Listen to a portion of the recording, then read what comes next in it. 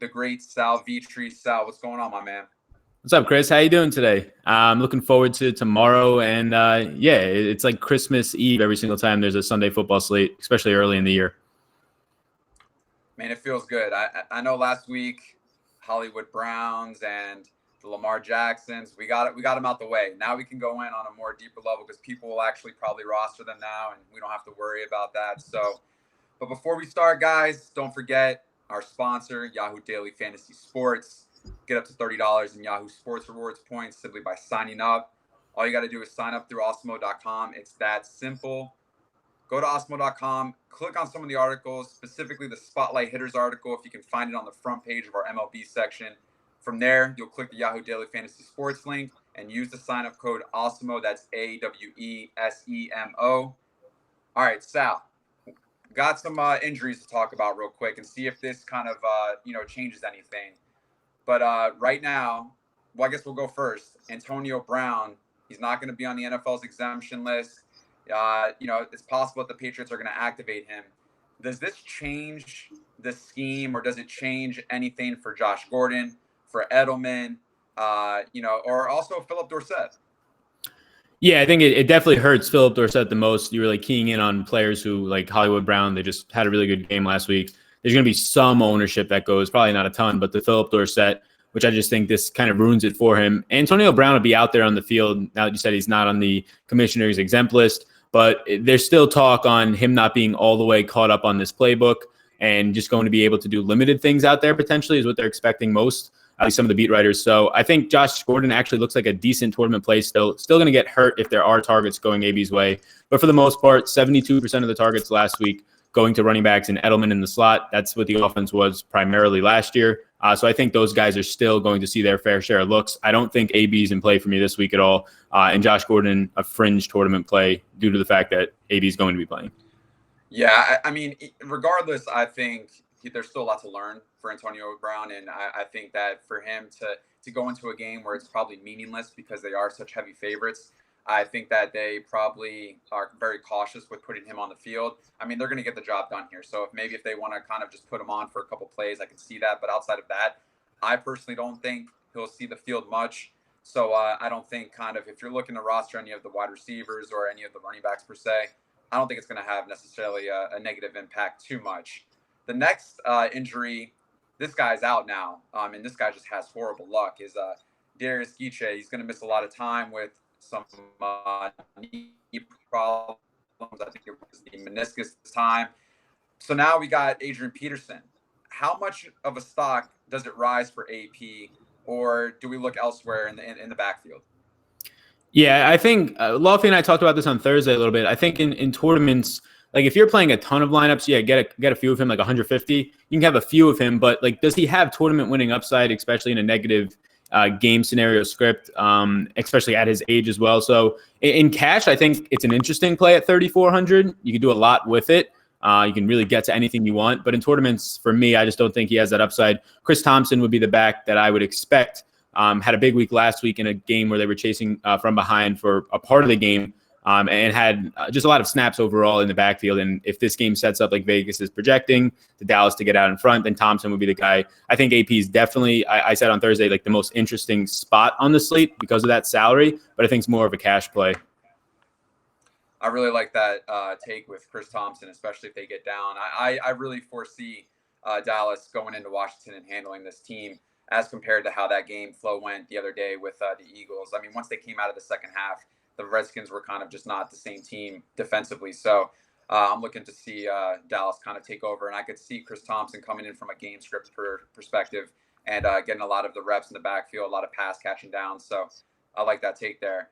Joe Mixon, we don't know yet. I mean, he is questionable, but there is some talk still that maybe might play. We don't know. If he doesn't, I could see Giovanni Bernard kind of shooting up in ownership. I think that he would get a real heavy workload.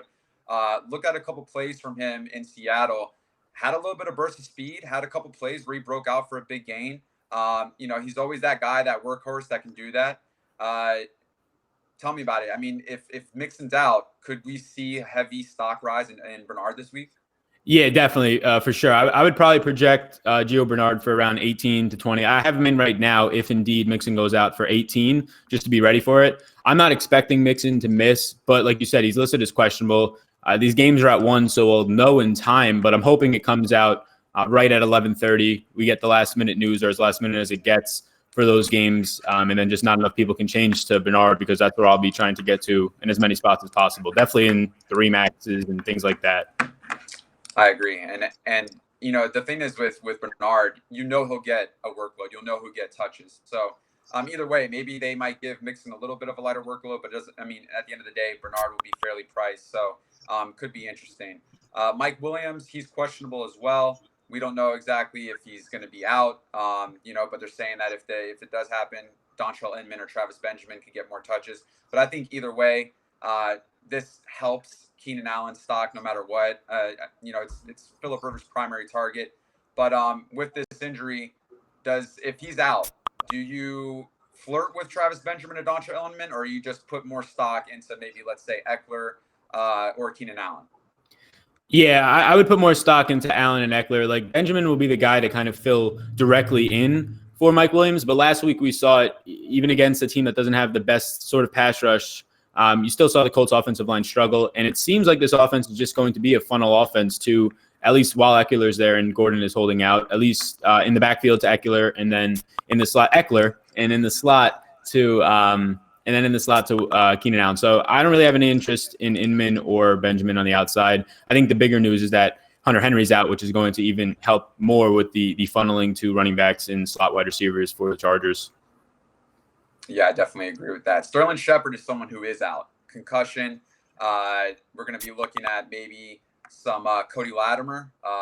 We don't know. However, though, here's the thing. With Sterling Shepard out, the passing game, Eli Manning threw, I thought, way more attempts than I thought that he would against Dallas. I mean, Saquon Barkley only had 11 carries.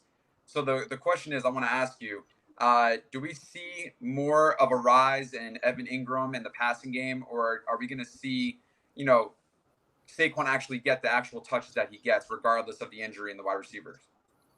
Yeah, I think that this is an interesting spot. I don't have just really much interest at all in getting to the Cody Latimores or the Benny Fowlers or whoever's really going to be filling in here. It's going to be Evan Ingram kind of now solidified in for double-digit targets, I would expect.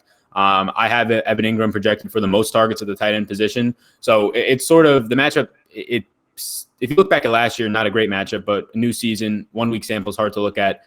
Overall, I'm still going to be having interest in Ingram until somebody can just stop him when he has that much talent and that much opportunity. Saquon, yeah, is a great play overall. He's going to come in too low owned for what his just ceiling is and his floor in this offense. Last week, I think, is going to be more of an outlier in terms of his overall touches in the receiving game. And it seemed like Dallas was keying in on really stopping Saquon, which is always a concern because when you only have two guys on offense going to do anything, Ingram and Saquon, the defense knows what to do. So they're the two that I would key in on. None of these wide receivers that are filling in my opinion, are playable. With the wide receivers being so thin and not necessarily so much talent there, I want to ask you a question. Do you foresee defenses stacking the box and maybe putting a little bit more emphasis on double coverage or creating schemes for Ingram and really focusing on defensively covering him and Barkley? I just want to kind of see from your mindset from that perspective, because when you look at this wide receiver core of the Giants, there's not much there. And that was Sterling Shepard out. I mean, there's really nothing there at all. So I just want to kind of see from that perspective. Yeah. So, I mean, they're going to an extent. We saw Dallas last week just really keying on stopping Saquon in the receiving game. They just had flying to the ball. So I expect that same thing to happen this week. Ingram is going to be the priority for the Giants on their side. It's really hard to double team a tight end in the middle of the field. So he has that kind of security built in a little bit. The wide receivers on the outside won't be double teamed at all. So if anything, I expect Saquon to have the most overall attention on him. And it's just really hard to stop a tight end like that in the middle of the field, just based on the amount of routes that they can run. It's going to open up so much more exposure backside of the defense if you're doing that. So I think that overall, it's still a good spot for Ingram until really somebody can stop him if he's going to have 12 targets in this one. Our last injury, Jordan Reed, he's going to be out with a concussion. This guy just, he gets concussions. It's just what it's all about. Last week, Vernon Davis scored a nice little 40-yarder in the first half. I had a few shares of him on Fanduel because he was just absolutely Do we see any type of shares for Vernon Davis this week going against Dallas? No, so actually, this is funny. I just got a question about this like an hour ago. I don't really have any interest in Davis. If you look at that game, his touchdown came on what can be considered pretty much like a blown coverage, terrible missed tackle after it. Other than that, he had 3 catches for 11 yards out of Keenan Allen's 380 yards.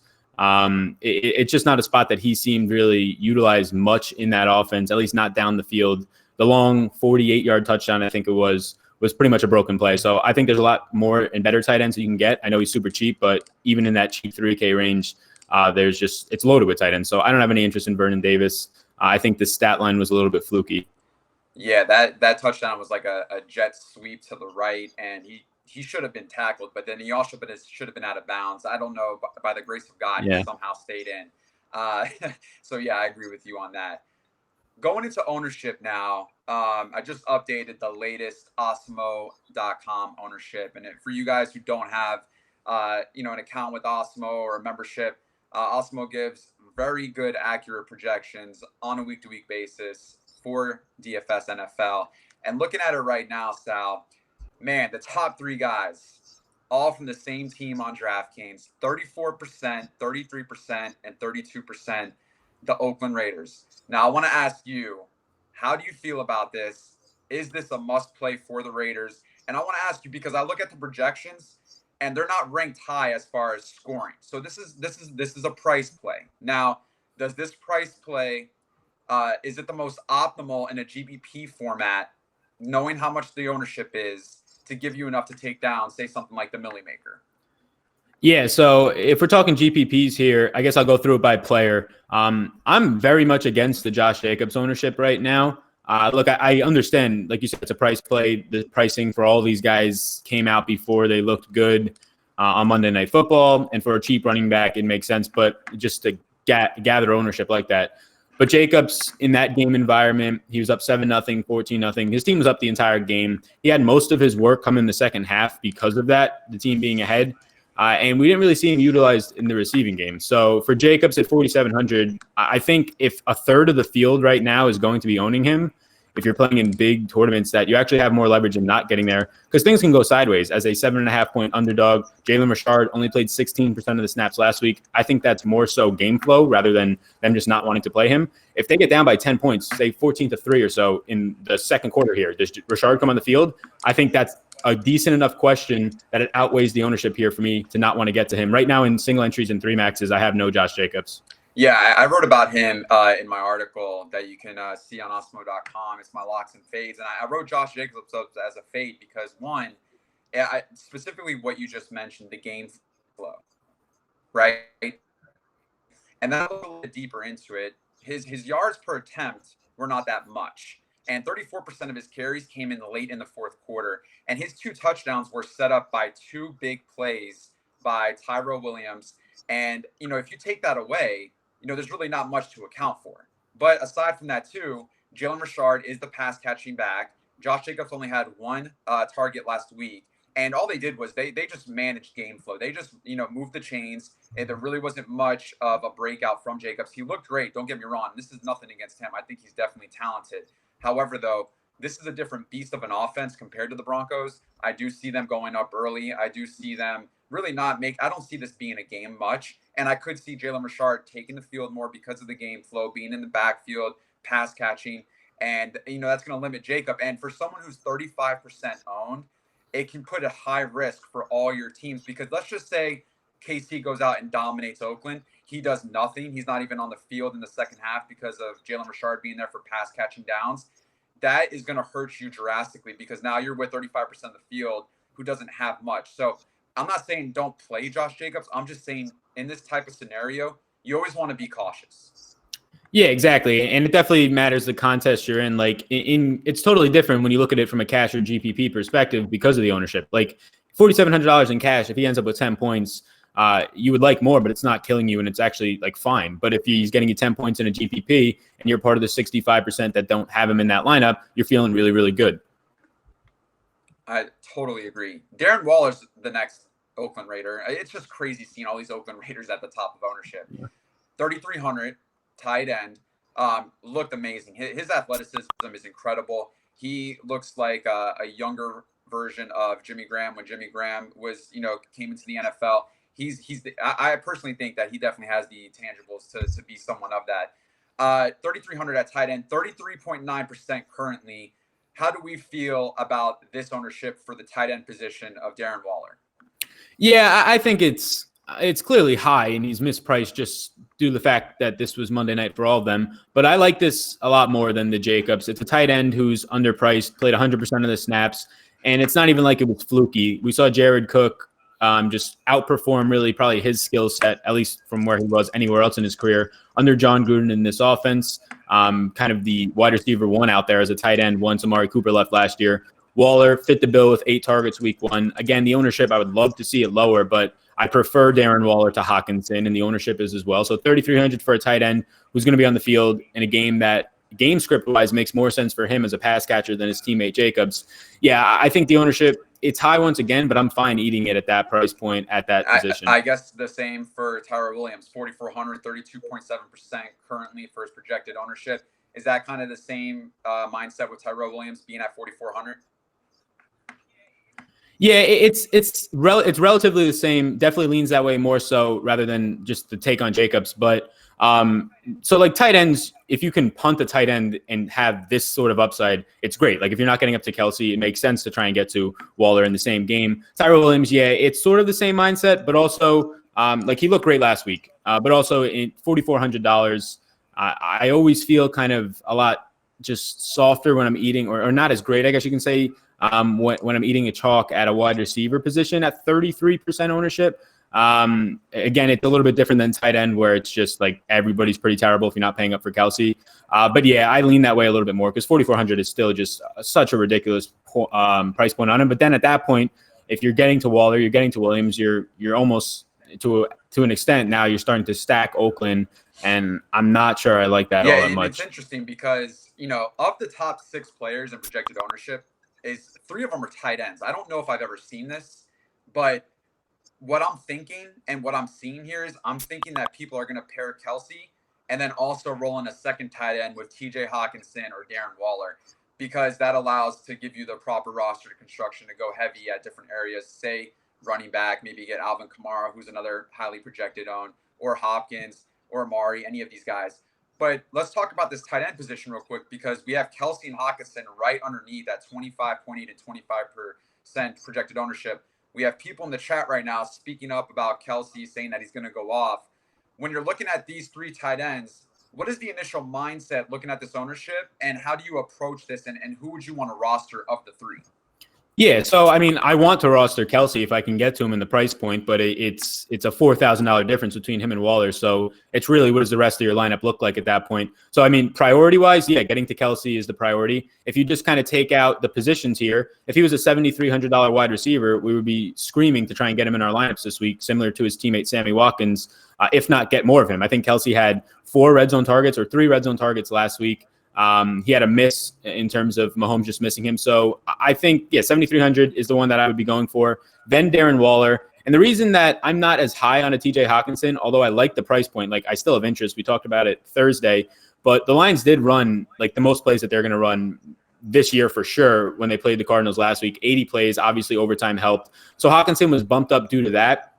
And then the matchup isn't as great this week for Hockenson. So I do prefer a guy in Darren Waller over Hockenson. And then Kelsey, if you can afford him, $4,000 difference here, but he would be my main priority at tight end this week. 2 more guys that are over 20% owned. We'll go with the first guy, running back, New Orleans against the Rams. Kamara looked great against the Texans last week. Sorry, I had a little brain fart there. Looked great. Definitely got a lot of pass catching in the backfield. Was also running the ball a lot, and Latavius Murray didn't take too much away from him. Did get a touchdown though. How do we feel about Alvin Kamara this week, being the third highest projected running back at 8,200 on Draftkings? Yeah, I love it. I'm happy that all this value running back and players from Oakland are coming in, because it is probably shrinking Kamara's ownership overall. I think he's actually underowned. I'm going to be on top of that for sure. And yeah, it's just a spot where he was still the number 2 wide receiver. He actually played, at least for week 1, maybe it was a little bit of game flow early on, but he played more snaps in week 1 ahead of Murray than we were expecting, kind of based on the Ingram role last year. 1-2 with him. So yeah, I actually like Kamara a lot. I don't think you get away from it there. If anything, I think you get to more of it. Yeah, I agree. I think the thing with Oakland is, and someone just mentioned it in chat, and I kind of agree. It's bad chalk. We're basing this off of price, not necessarily the ceilings. And we're also looking at a 1-game sample where it was a Monday Night Football game. It's not anything to kind of be overly drastic about. And here we are. We have a team that we know that their offense is not necessarily that good. And all we need is someone to come in and shut them down to make us realize, okay, yeah, you're right. All this bad chalk, over 30-something%, is definitely helping us allow to have other guys such as Juju or such as DeAndre just go down in ownership, which is a benefit to us because you want to play good players. I do the show with Manny all the time, and he talks about playing good players because good players perform and they put you in the best position possible. So definitely agreement with you on that, with Alvin Kamara being there, dropping down. It allows us to kind of have more exposure to him. Patrick Mahomes is the highest projected rated quarterback, as he should probably. 7,500 on DraftKings, 21.7%. Wanting to roster in Kelce, if you can get to him, is Mahomes the guy that you want to kind of go into that correlation mix, or is Mahomes someone that you can run naked? Give me your mindset, and is Mahomes one of your top quarterbacks that you want to roster this week? So I'm actually not getting as much Mahomes right now, and probably won't end up with as much. I'm probably going to get to some when I do have Mahomes. It'll be with Kelce, and I'm going to get to more Kelce just solo as sort of a one-off from that Chiefs offense.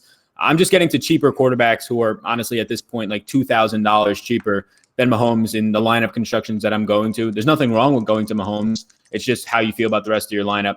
So just to kind of answer the question, yeah, I'll have Mahomes I won't have him naked at all, but I'll have him with Kelce. Probably some Hardman. Sammy Watkins is still too cheap. So those main 3 guys, and then I'll have those individual 3 guys as sort of one-off spots at separate lineups. Of all these top owner guys that we talked about, who are you in agreement with most? For those who are projected 20% or above ownership, who is the one player that you're in agreement most with the field that is appropriately owned at that percentage? I would say Kamara. Yeah, I was going to say, I think so too. Alvin Kamara, 8,200 guys on DraftKings.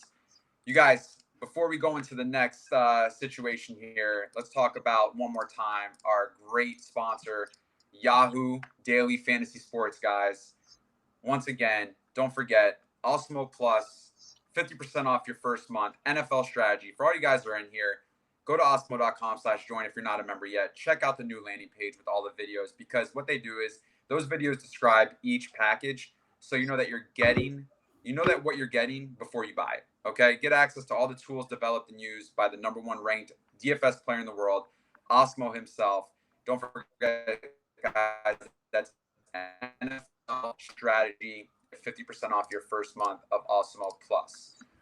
All right, Sal. So week 2, and you guys, everyone who's in chat, don't forget, subscribe, like, hit that little thumbs up, and we're going to keep this going. First game, let's talk about it. Houston, Jacksonville. Not too much here to really be too happy about on the Jacksonville side, but go ahead and let's break this down. Who do you like from this matchup?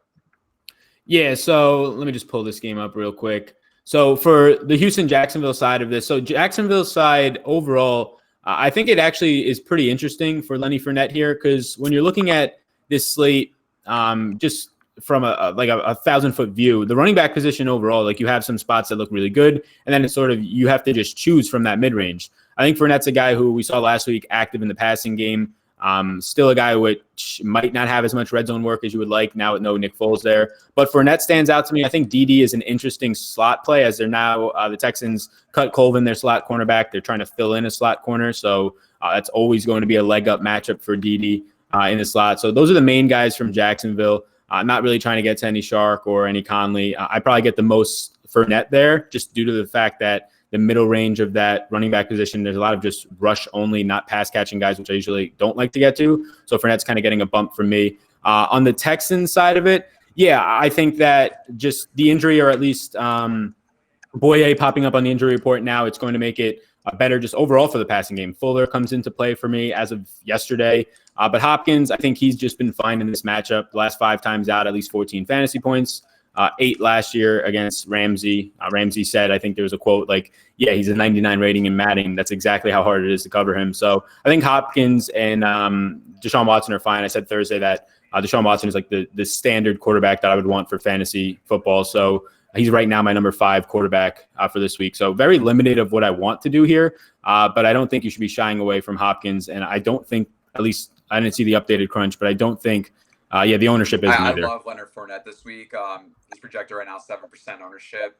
I think a lot of people are shying away from him because of what took place last week. But I think that there were a lot of positives from that matchup. I mean, he played 50 of 58 snaps. He is the backfield for the Jaguars. And I think now with a backup quarterback coming in, Gardner Minshew, I think, the game plan will be to run heavy and just give that level of comfort to Gardner in the back. And then I think, he'll definitely have his passing game. But the thing is, he had 13 rushing attempts off those 50 snaps, and then he also had 6 passing targets. So, 20 out of 50 snaps was focused around Fournette. And he also had a fumble near the red zone, so that kind of affected, his overall production. But, last week, Texans did not look good in the rush defense.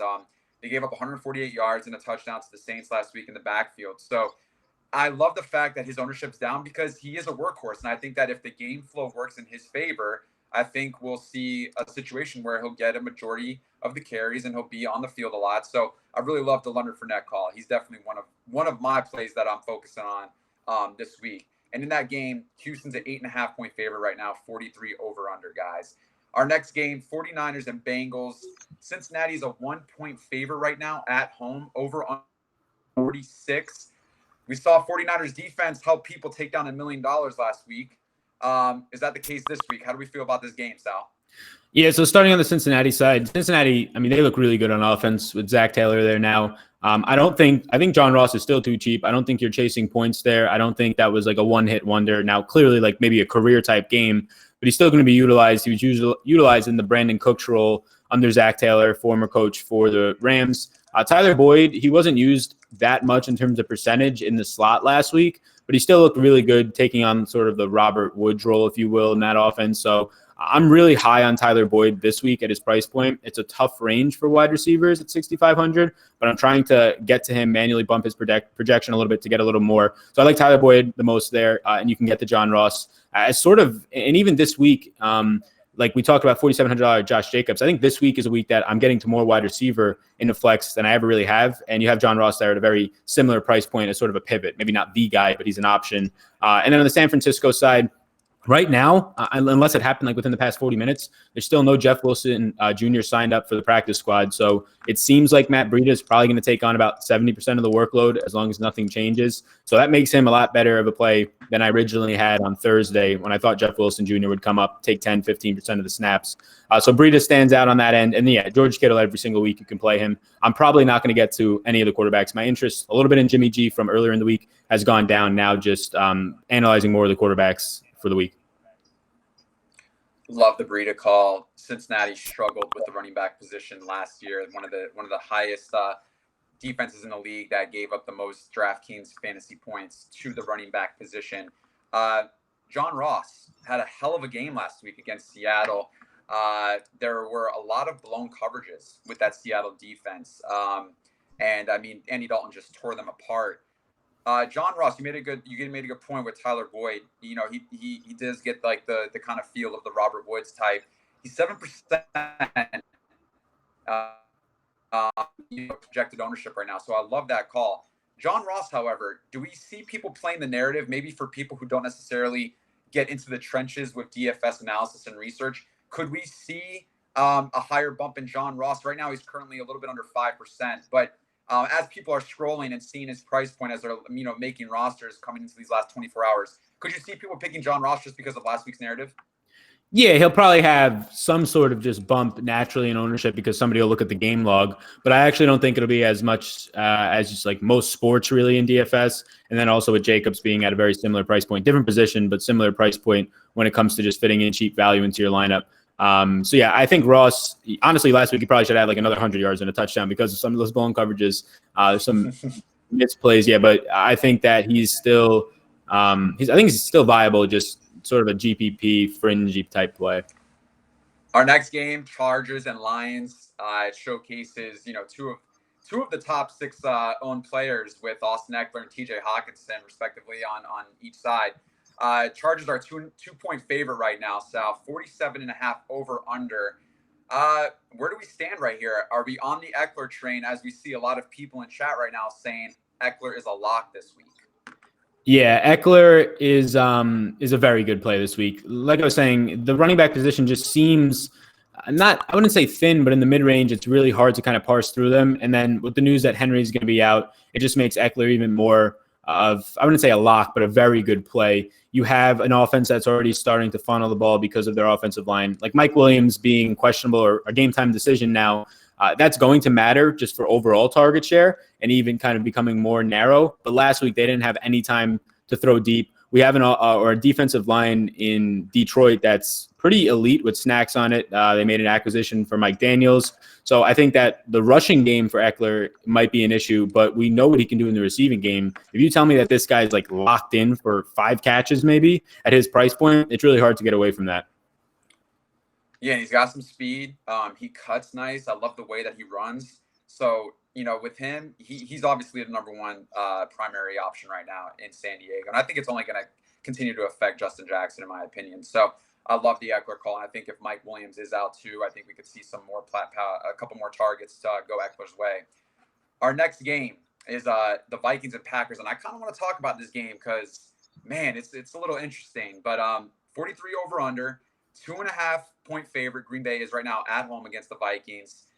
A lot of offensive weapons in this game, but the over-under just tells that this is going to be a defensive matchup. Well, how do you feel about this?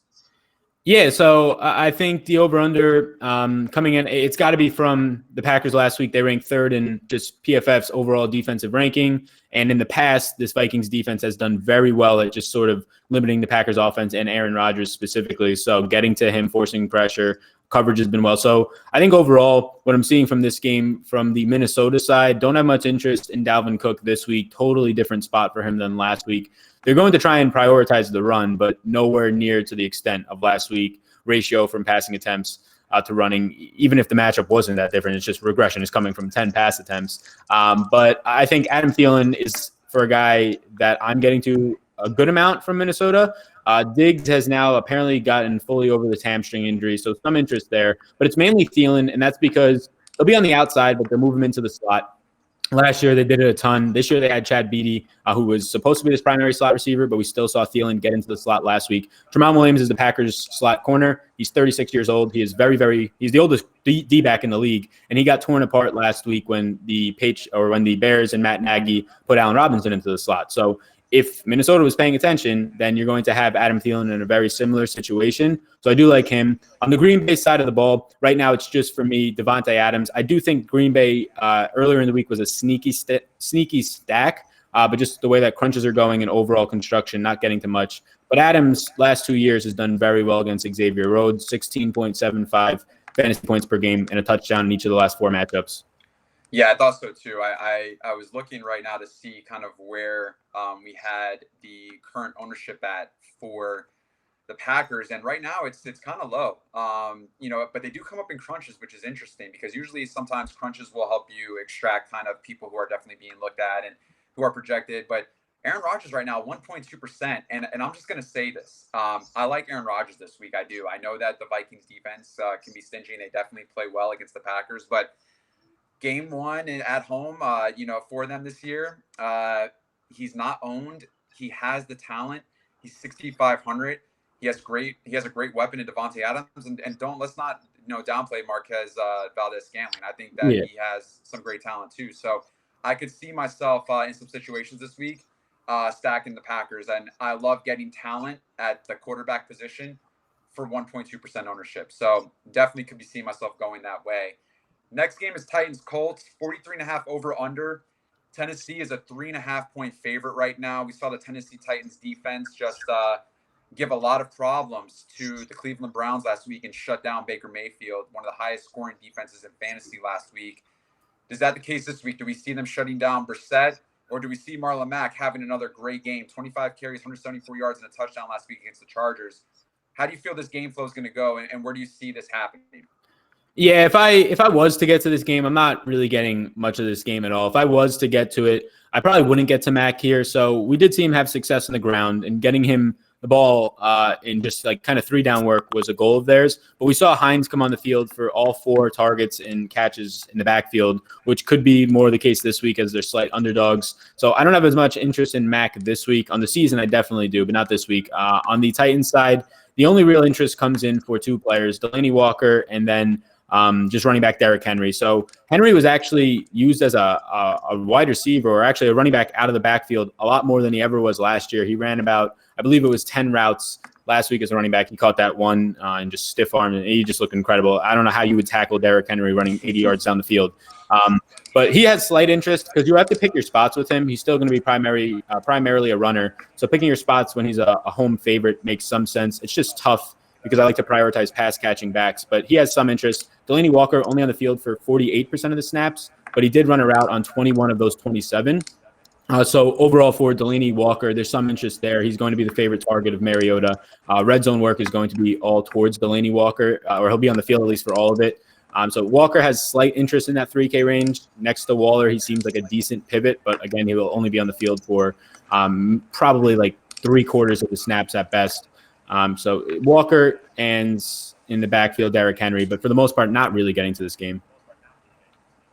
Do we see A.J. Brown taking that wide receiver 1 slot soon enough from Corey Davis? Yeah, I mean, Corey Davis hasn't done anything since he's been out there. I think A.J. Brown, yeah, I would say yes. I think it's early. Like, he only had 4 targets last week, so he produced on them. He looked good. He had 1 long catch. I think, yes, right now that's kind of where the Titans want to go. I do think Corey Davis, though, is being buried very, very quickly. So I want to see how he kind of works when he has maybe somebody like an A.J. Brown on the opposite end of him before totally cutting ties on Corey Davis as like a viable player. But for this week, I'm not going to be getting to him. Yeah, I just watched that game, and I mean, the physical specimen that A.J. Brown is kind of comparable to Metcalf. They both went to Ole Miss. They played opposite sides of each other, so he's another big wide receiver from Ole Miss. But he's a guy that can go up and get it. And I just felt like Mariota was looking more towards A.J. Brown as compared to Corey Davis. And, I think it's just more of a target that he likes. And I think in the foreseeable future, we can see A.J. Brown kind of stepping in and, being that guy. Speaking of wide receivers, got a few of them that I like in this next game. In Miami, Patriots, this is ridiculous. 18.5-point favorite on the road in Miami, 48.5 over under. Vegas is telling us that obviously there's going to be points scored. Is this a trap game? And outside of that, obviously Patriots have a lot of weapons, right? You got Burkhead, you got Michelle, White in the backfield, and then you got a plethora of wide receivers. But knowing that this game is blowout potential, they still have to score points in order for that blowout to happen. Can we roster players from this game, Sal? Yeah, definitely you can. I do think that in general, playing a quarterback in a wide spread like this might not be as great as a competitive one. You can look at some of the data for that for Draftkings. I do think that the Patriots are a team that don't care about the score. They're going to run their schemes. They're going to try and get, I guess, practice reps in if they do indeed get up big in this one. We saw it last week. So I think Brady is a fine play if you do want to pay up and not go all the way up to Mahomes. He's definitely fine. Like, if the Patriots drop 35 points here, Brady's going to have to be in on some of that, if not the majority. So I think he's fine. In terms of the weapons, I'm going to be getting to the most of James White and Julian Edelman. I think James White is a very good tournament pivot away from Josh Jacobs. James White, I had a tweet actually, you were responding to it. It was James White is the most effective on fantasy points per touch running back since the start of 2018, if you factor out like Devin Singletary's small sample last week. So James White is a guy who is just always productive in that offense. 72.2% of Brady's attempts last week were to running backs, White and Burkhead, and Julian Edelman. I don't think AB, we talked about earlier, is going to change too much overall for those guys, more so rather than Phillip Dorsett and Gordon. So Edelman, Brady, and James White seems like a stack that makes sense if you wanted to stack this as a team stack, but mainly going to be getting to James White as sort of a pivot away from Jacobs. Yeah, I talked about in my article, I kind of like Josh Gordon this week just because he's not going to necessarily be looked at as much. And the Dolphins gave up some big plays last week. Their secondary is just not good. And they gave up plays of 33, 39, 47, and 83 yards to, I feel, a Ravens receiving core that is less talented than the Patriots. So, I mean, with Miami's secondary, they're dismal with a ton of weaknesses and holes. So I think, given that Gordon played 47 of 70 snaps after just 2 weeks of practice last week, I think we'll see him on the field more. And obviously, he's a deep threat and he's got speed and he's someone that can burn the secondary. So I could see Josh Gordon potentially mimicking what Hollywood Brown did last week against the Dolphins himself. So Bills and Giants, next game. My man Saquon Barkley was nowhere to be found in the backfield last week. I feel like I just don't even know what to say. But 44.5 over under. Buffalo is a 2-point favorite. How do we feel about options in this game? We got Josh Allen from the Bills side with a couple targets that he's liking to throw to from what we saw in game one. He's fairly priced, can run as well, so dual threat quarterback. And then John Brown, someone who went off last week. But give us your take here as far as the Bills and the Giants, Sal. Yeah, I think right now Josh Allen is just my favorite quarterback on the slate. Going up against the Giants, who, at least for last week, overall defensive talent not really there. And for last week, they came in second worst in rush defense, or worst in pass rush defense, and second worst in pass coverage. So those two combined on a 1-week sample, but there's not much there in that defense. It looks really good for Josh Allen. He's going to have time, which he doesn't really need when he can scramble, but he's going to have time, which will open up more running lanes for him. And he's also going to have time to throw it deep, where a team in the Giants were not covering great last week. To a guy like John Brown, it makes sense overall. I like Josh Allen. He can make mistakes. Like, he had 4 turnovers last week. Still scored 19.96 fantasy points. So his ownership, I think it was coming in as like a top 3 quarterback. And usually, for the most part, ownership on quarterbacks isn't going to be that high. Or it's just not going to be a big factor. Mahomes this week is kind of an outlier, and always. So Josh Allen stands out. John Brown stands out. And then Devin Singletary is like a fringe tournament play. I really like Singletary season long. I think he's starting to get a little bit more hype this week because of what he did last week in the second half. And I do like that. It's just a matter of, do you believe he gets more work? I think he should. He was on the field a lot. And then also Josh Allen is like a red zone threat for a running back's rushing upside. So I like Singletary as sort of a fringy play, but mainly John Brown and Josh Allen stacks from the Buffalo Singletary, side. 4 carries, 70 yards. Frank Gore, 11 carries, 20 yards. It did not make sense to me. However, though, he was on the field a lot in the second half. They were down 16-0 to the Jets. So obviously game flow changes a little bit where they got to throw a little bit more. So we'll see how this game flow goes this week. But let's stop giving the ball to Frank Gore and let's let him retire. We got a kid here that definitely has speed, that has some great attributes to him. So let's give him the ball more. I would like to see that happen too. Seahawks and Steelers. This is probably going to be a shootout. I'm not sure, but 47 over under, 3.5 point favorite for Pittsburgh. Man, a lot of offensive weapons in this game on both sides of the ball. Where are we at, Sal? Yeah, so just starting on the Pittsburgh side, it's like just a great bounce back spot overall after just getting wrecked, coming back home now as a favorite for Big Ben. In this matchup, Seattle secondary, like we were kind of alluding to earlier, looked really bad last week against Cincinnati. So Juju makes a lot of sense. He's officially off the injury report, looks good. So Juju makes sense. I do think Dante Moncrief makes sense as well. The only issue there is he's still dealing with like a dislocated finger, which was clearly an issue last week when he dropped like 3 or 4 balls. Still had 10 targets, so there's upside there if you want to stack it. I'm not getting to too much of James Conner at his price point. On the opposite side of this, Seattle, I think it's kind of interesting. I'm not as high on Chris Carson this week. He's not yet kind of game flow independent, even though he had a good amount of targets last week. I'm not sure I'm there on him yet. But I do think DK Metcalf is getting more interesting for me this week. We have Lockett off the injury report, but we also have Joe Hayden dealing with an injury, questionable. If he's out, that would be the guy who would probably defend DK Metcalf, who had a good week last week. So I think at lower ownership, Metcalf makes some sense. If indeed Hayden is out, I'll have more interest on that side of it. Yeah, I like Metcalf, and I also kind of like Lockett this week, and I think specifically because last week, I mean, yeah, he scored a touchdown, but I mean, he only had 2 catches, and I think a lot of people were on him, and so this week I could see the narrative playing where people aren't on him as much, and maybe focusing more on Metcalf because he did get more of the targets and more of the shares, and so I like that because I think there is upside with Lockett, and I think what we saw in the Steelers defense. With the passing game that Tom Brady did last week. There's obviously some holes. There's holes on both sides here. So I don't know if this game is about the running game. I think we'll see more passing here. And I think, wide receivers are definitely in play. And I love the Juju call. Cowboys-Redskins, 46.5 over under. Dallas, 6-point favorites. my man Zeke, he looked good. Definitely had a little rust in him with his cuts and, doing some Zeke-like things that didn't take place. But, obviously I think that'll come in time. How do we feel about this game? Any Cowboys that we can roster, or are you going to the McLaughlin on the other side?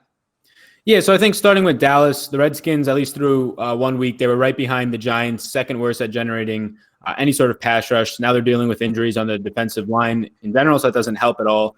So I think pass protection, they were middle of the pack. With Dak, I think still a fine play as a quarterback. He comes in, I believe, at number 4 right now for me. If you wanted to stack him, Amari makes sense. Gallup makes sense. Those would be the two obvious ones, but the ones that I would go to the most. Zeke at his price point, after what we saw last week, them limit him when they got up 31 snaps. The line and spread in this one doesn't say that it's going to be any sort of blowout or indicate that last week, but it's a very similar matchup in terms of no pass rush, not that great at pass protection or pass coverage for the Redskins. So I do worry just when you have guys like Kamara and Saquon locked into their workloads with Zeke at that top price point. I'm not going to be getting to much, although it is a fantastic matchup. So if any late news broke that he's totally fine, like sort of last week it did, I'll have more interest. But for right now, it's just Dak and the receiving corps. On Washington's side, we talked about Adrian Peterson a little bit. The price point's really good.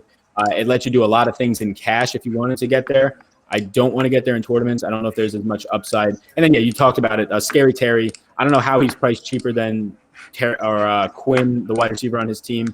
I don't know how he's priced cheaper than Paul Richardson. But overall right now, Scary Terry is the best wide receiver below $4,000. So if you want to get to him, you can. I don't think it's any sort of priority. I'm not getting to him for what it's worth, but just best option below 4K at the wide receiver. Yeah, position. I mean, it's just not a play that I want to go to. I feel like there's definitely better options in a lot more areas. So yeah, I'm definitely fading that as well.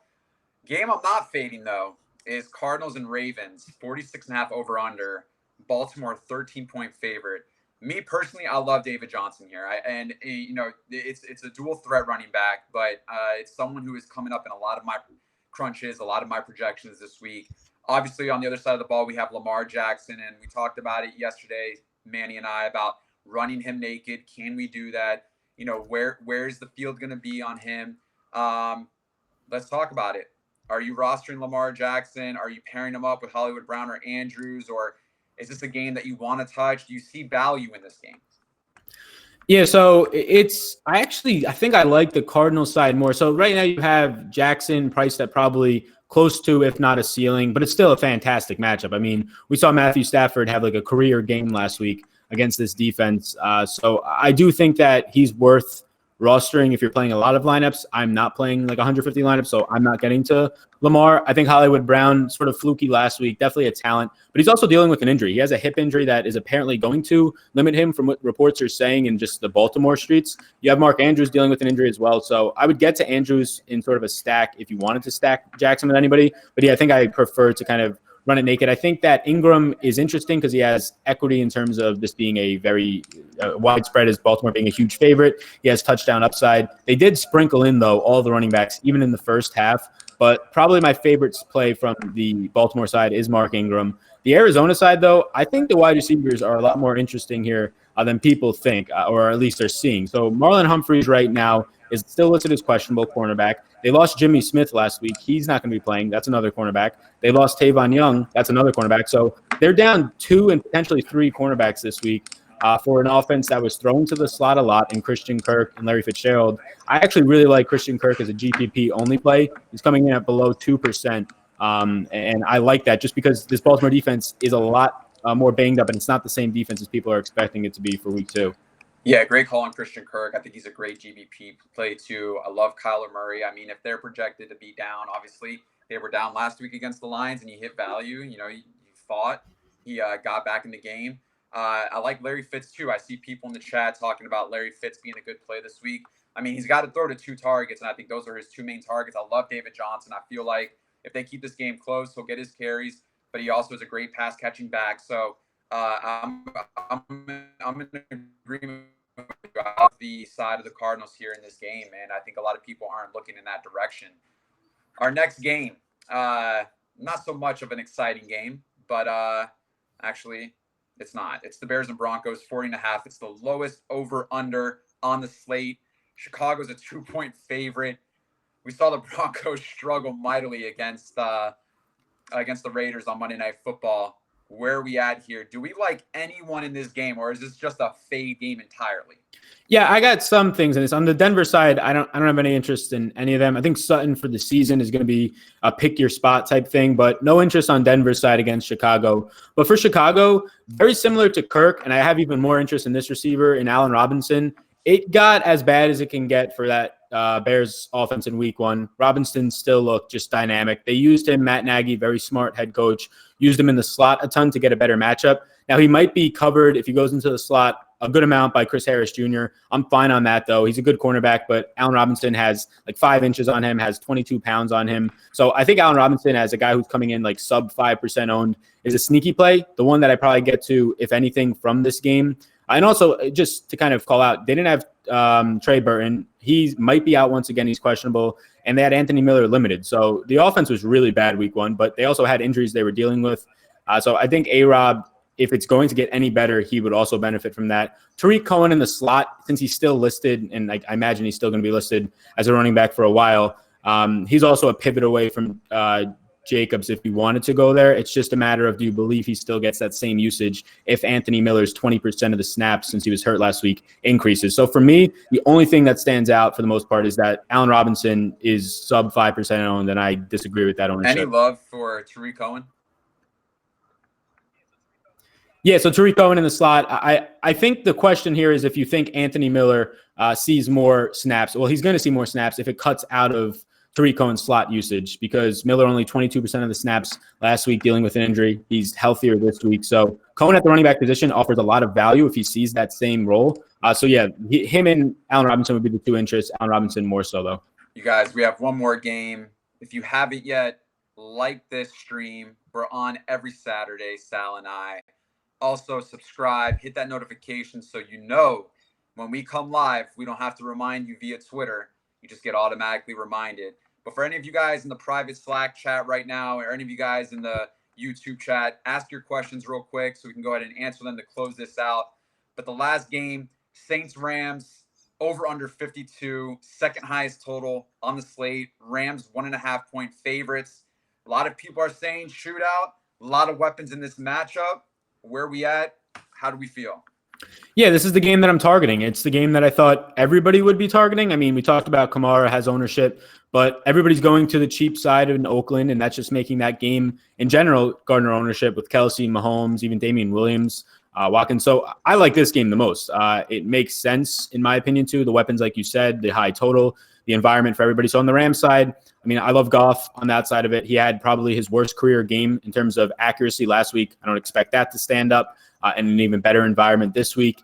And then, yeah, I like getting to Cooper Kupp in the slot, 10 targets, ran 90% of the routes, looked completely healthy, was top 10 in separation at the wide receiver position last week. His teammate Robert Woods was also top 10 at the wide receiver position in separation, thought 13 targets, and then Brandon Cook. So I would rank it for GPPs at those wide receivers because it's always a question. For me, it would be Kupp 1, Kupp 1A, Cooks 1B, and then Woods would be down the line probably 2 or 3 in terms of whatever you would tier that. So Kupp, Cooks, and Woods, and then in cash it would be Kupp, Woods, and Cooks. So I really like that side of it. And then running it back, really only interest is going to be in Alvin Kamara, 8 targets last week, and then Michael Thomas is an obvious choice there at 13 targets. I think this is my favorite overall game stack. The ownership, for some reason, not following it as much as I thought it would. And I do think Ted Ginn is interesting, but last week, Drew Brees only threw the ball more than 20 yards down the field once. It was to Ted Ginn. So that's where Ted Ginn's upside comes from. And the upside in Kamara and Thomas are usually shorter passes. So seeing Drew Brees not stretch the field, I think you're going to see that more and more. So, yeah, for the most part, I think this is my favorite game stack. And those are the 5 players plus Goff 6 that I'm going to be keying in on. Cooper Kupp, 7% projected ownership. Brandon Cooks and Robert Woods, 5.1 and 5% respectively projected ownership. Not a lot of people wanting to target this game for some reason out. So could be a lot of value in a game with a high projected point total and a lot of great weapons in this matchup. We got some guys in the chat, Sal. Wanted to ask, who is your best play and biggest fade this week? So I guess what is best play defined as like a guy that I want to get to and feel confident in would be Kamara. Biggest fade would be Jacobs. So we kind of touched on that at the top. If you're fading Jacobs, I think this slate is very interesting the way pricing works out and ownership on that pricing. I'm getting, like I said earlier, a little bit to more flex wide receiver, which is not usually what I get to. I like to get pass catching running backs there, but just the way it's working out, I think there's a lot of wide receivers very deep this week, especially in the mid range. But if you wanted to pivot to a different running back off of Jacobs, since I guess fade doesn't mean 100% fade, but getting to less of him on the field, most aggressive stance, I would get to James White. And then a guy that I feel confident in, I guess best play maybe would be Kamara at that ownership. Love Kamara, love Kittle. I guess he's kind of highly owned, but Michael Thomas, and then a guy sub 5%. I really like Breida. I love that call. I think there's a lot of opportunity there, especially with no one really in threat of taking away targets and carries from him. Could be definitely a great play. Fade, we talked about it earlier. Jacobs, I'm just not on it as much as the field. I'll be, severely under the field. So for me, I don't want to risk so much into someone in a game flow that might not necessarily benefit him. And I could be wrong, but that's just kind of how it is right now at the end of the day. I'm looking here to see if there's any more. Todd Gurley, they're saying is the best running back play on the board. People are saying Gurley is a fade. Gurley is a roller coaster ride. I like Gurley. He's not getting much love. Malcolm Brown took some carries and took some end zone targets from him last week as he scored 2 touchdowns. Can we play Gurley? Is Gurley okay to play? So I feel like I'm 1 week away. So last week I liked Gurley a good amount. I was probably like way over the field on Gurley in terms of how much I touted him, liked him. And I still think that there's merit to it. Like 70% of the snaps, Malcolm Brown, 28%. Brown's 2 touchdowns were on his 2 out of his 3 drives. So it's not like he was taking goal line carries away from in terms of spelling Todd Gurley. So the biggest question you have to ask yourself, and this will depend on how confident you feel in Gurley, is the 28% of the snaps that Brown was on the field for, those 11 carries that he gets, are those scripted for him because he's on the field, or is that just the way that the game went? I think it's just the way that the game went. I think normally you'll see more of like a 6-7 carry day for Malcolm Brown, and you'll see upwards of a 16 to 18 carry day for Gurley there. I think that's just the way that it goes. But if you think otherwise, then you don't have interest in Gurley. But I think that this Rams offense, if you think about it, they succeed so much on play action. Malcolm Brown's not scaring anybody, in my opinion, back there. Todd Gurley would be the guy too. So if you expect this Rams offense to be what they were last year in terms of how they even pass the ball, they're going to need Gurley on the field. That's why he was on the field. So I have upside. The price point's too cheap. I don't like stacking it with the Goff plays. So as a one-off, I would get to Todd Gurley. And I'm hoping that maybe he has a subpar week again, because if you get Gurley next week at like 6,600, it's just a smash play in my opinion.